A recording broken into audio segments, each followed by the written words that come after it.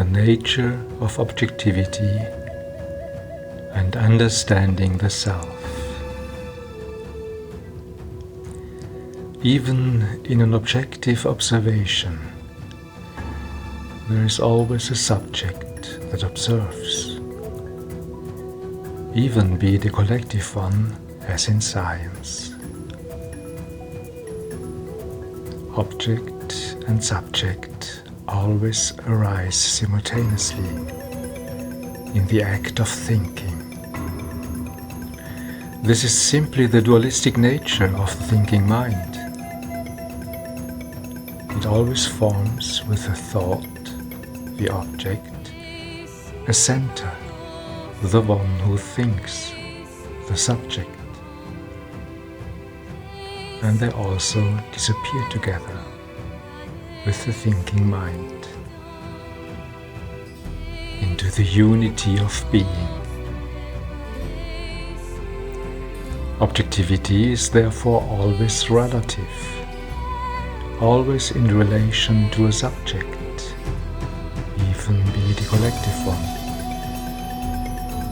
In other words, it does not exist, as little as a subject does.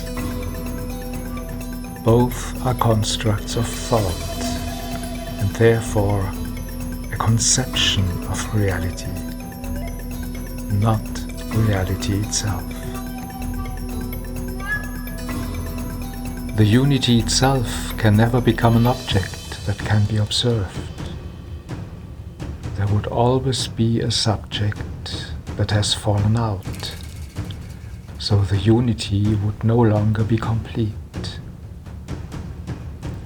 But it can be known, because it knows itself through a direct knowingness in being, which we all share. And precisely here we have the pivotal point of any self-understanding. Here, being and self-knowledge coincide as one, and therefore need no further explanation. It is there and clear by itself. However, I am not talking about the human eye here.